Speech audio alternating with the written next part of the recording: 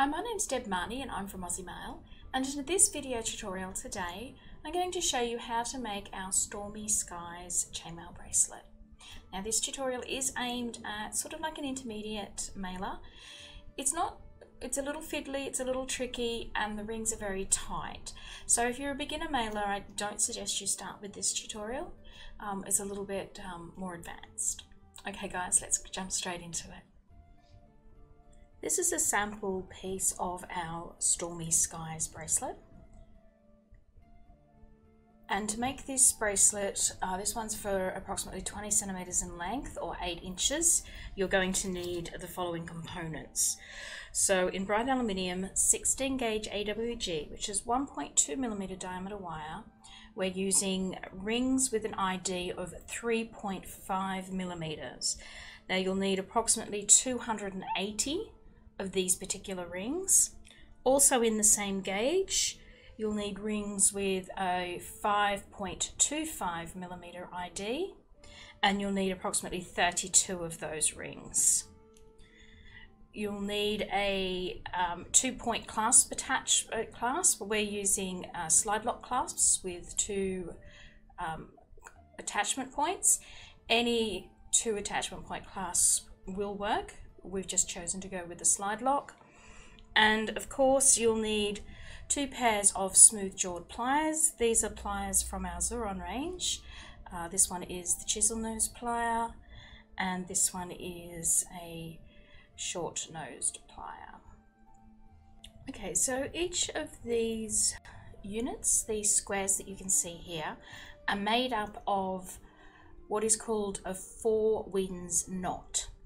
Okay, so I'm going to show you how to make that up. Now I'm going to do it in a thicker gauge, slightly bigger rings, because these ones are quite small and were difficult to see on camera. So I'm actually going to make this up in 14 gauge rings, which is 1.6 millimeter diameter wire, and I'm using a ring ID of 5 mil. So like I said, it's a bit big for what we need, but it was better for demonstrating. So to make up the 4 knots that we need, so the knots are called 4 winds knots, and we need 4 of those. So to make that up, we just need to make up a chain of 4 of our smaller rings to start with. So you just make that up any way that you like, as long as it's a chain, a single chain of 4 jump rings.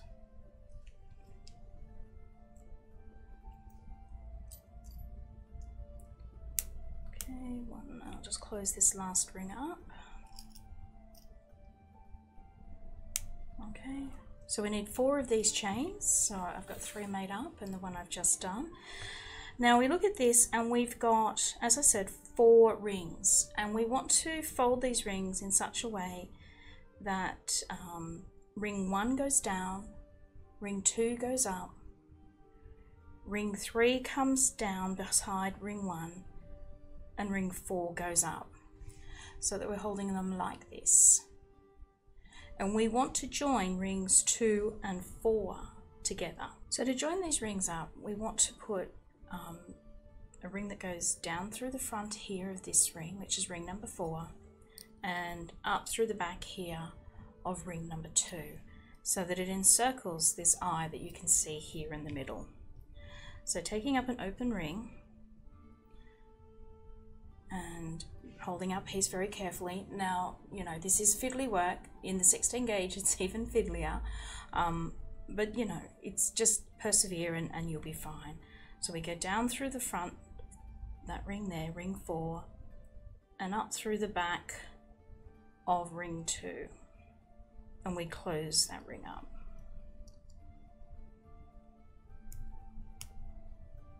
Okay. So that our work now looks like that. Then what we want to do is turn our work around so that rings 1 and 3 are now on the top, and we want to do the same to join them. We put a ring down through the front of ring 3 and up through the back of ring 1. and we carefully join that up. Okay, so this is what our work currently looks like. Now, this is known as a cloud cover knot when it's around this way, which is considered the front of the weave. To get the four winds knot, you actually have to flip the work over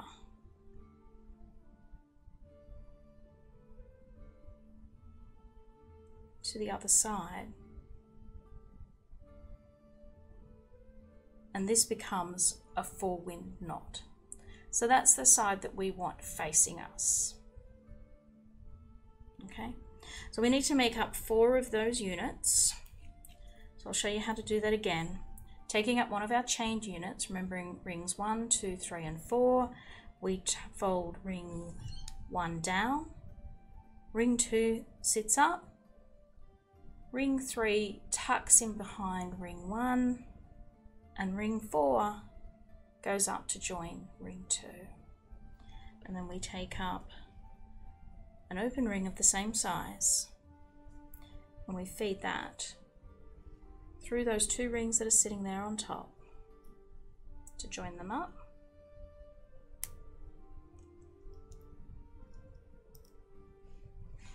So that our work looks like this, and then we turn it around and we join these 2 rings up.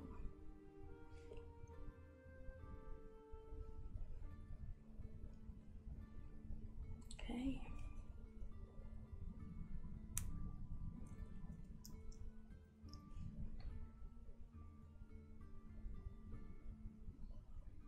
Okay, so there's your,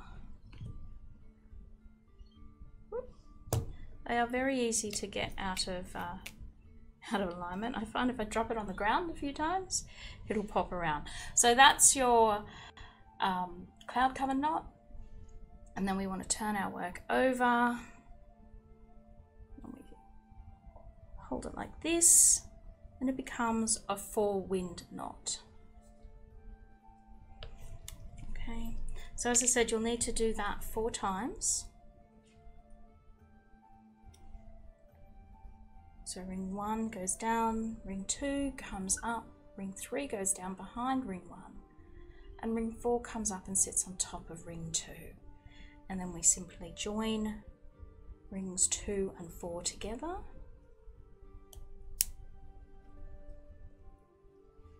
Turn our work around and we join rings 1 and 3 together.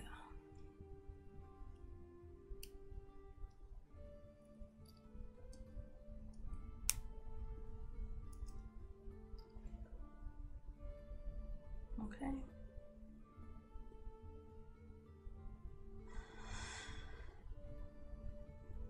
As I said, it falls out of alignment so very easily. I like to throw it around a little bit, show it who's boss. That gives you the cloud cover knot. And then when you turn it over, and you realign those little rings there, it becomes the 4 winds knot. So we've only got 1 more to do, so I'll do that now. Okay, so ring 1 goes down, ring 2 goes up, ring 3 tucks down in behind ring 1, and ring 4 comes up and sits on top of ring 2. And then we join rings 4 and ring 2.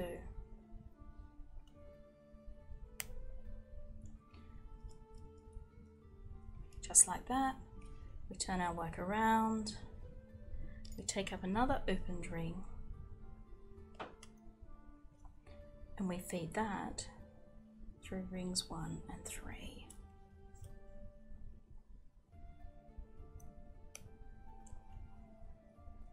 Okay.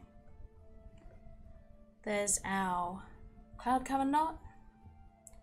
Turn it over, and it becomes our 4 wind knot. Now what we need to do with this is to now join our 4 winds knots together. So when you pick up your 4 winds knot, okay, you want your alignment to be as this one is here.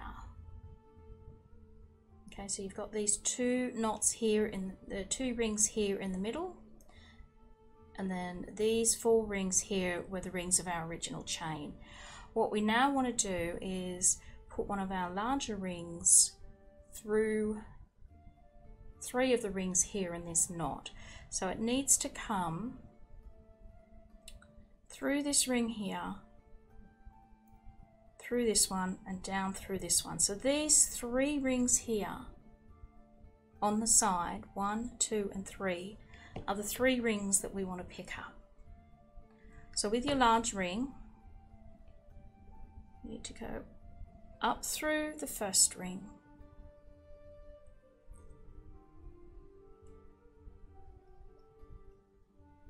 okay, but staying underneath that ring that's already in there. And we want to go through the 2 next rings. Can you see that?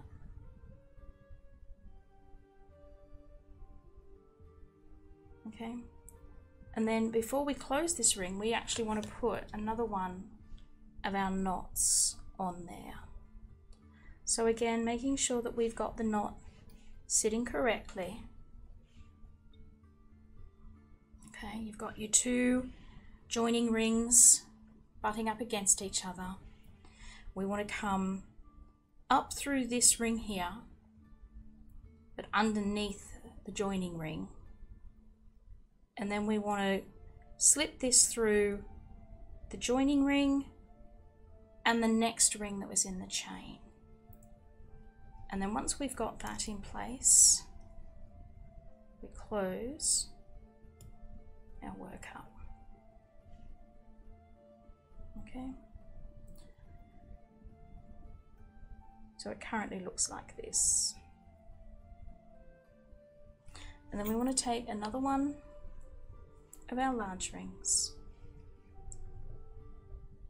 and going to the other side of one of the pieces that we've just joined.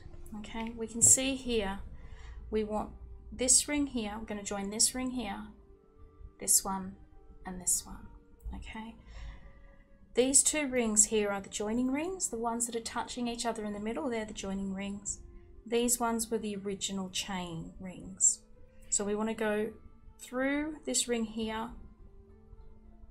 okay, but underneath the first joining ring, and then we go straight through there like that, straight through the joining ring and the next ring in the chain.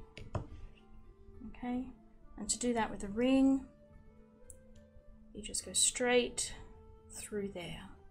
Now this is fairly easy with these sized rings.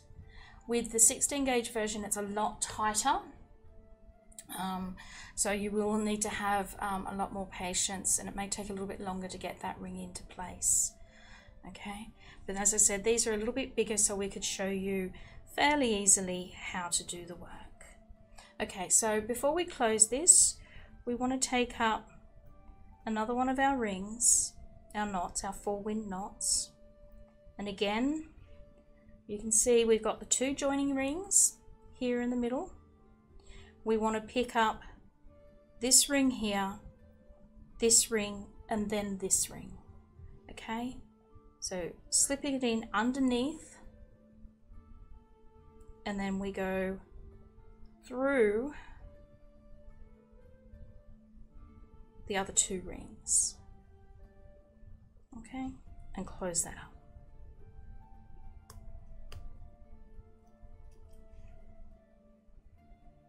Okay.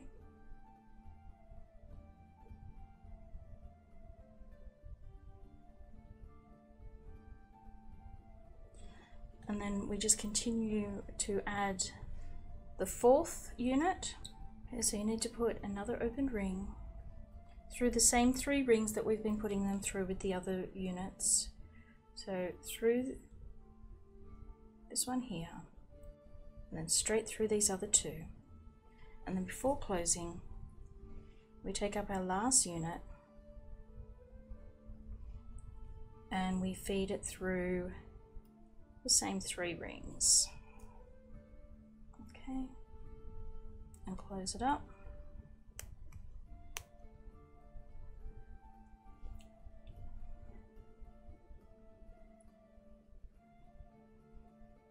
So you've got a chain now of your four wings units joined, and we need to now join the ends together. Okay, so to join them together, again, just take up another large ring, and we thread it through those same 3 rings that we have been on our last unit, and then we bring the chain all the way around, and we put it through the same 3 rings in our first unit, and we close that chain up. Okay, now as I said, this is a lot looser than the 16 gauge. So the 16 gauge one is quite stiff, it holds its shape very well. This one's a lot looser. I would be wanting to go down probably to about 4.75mm ID ring when making up these units, if I was to make it in this size, because you want these knots to be very tight and hold their shape. But that's how you make one of the units that we need, and then you just take those units and you join them together with the small rings. So what I did was I just did a 2, 2, 2 chain between each of the units on each of the corners of them to make up the length of the chain that I wanted. So once you've got all your units joined together, and to make the 20cm bracelet in the 16 gauge, I used up 8 of those units.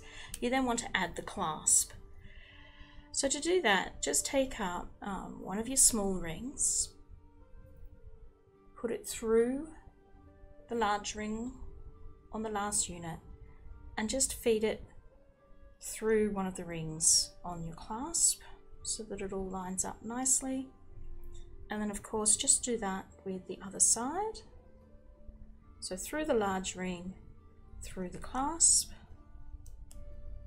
Okay, and then making sure that our bracelet's not twisted in any way, we want to do the same to the other end. Okay, so through the clasp, through the bracelet, and one more.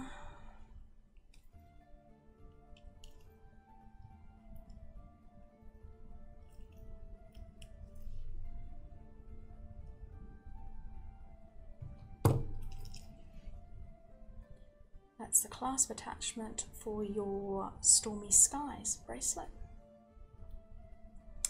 And that's it, guys. You've completed it.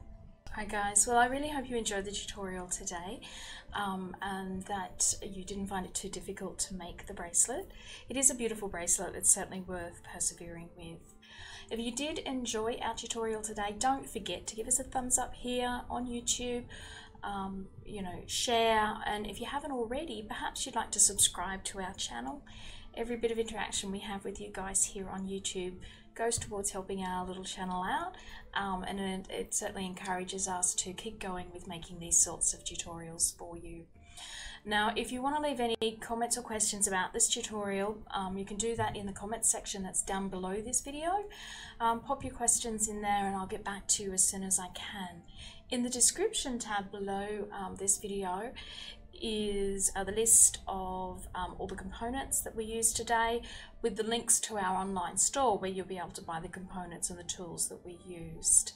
Also in the description tab are the links to our online media sites. So if you want to share what you've done with us, we'd love to see it. So, you know, pop it up on our Facebook wall, or perhaps tag us on Instagram. We really would enjoy seeing what you guys do with our videos. Alright, so as I said guys, I really do hope you enjoyed our video today, and that we'll catch up with you again sometime in the future. Okay, bye!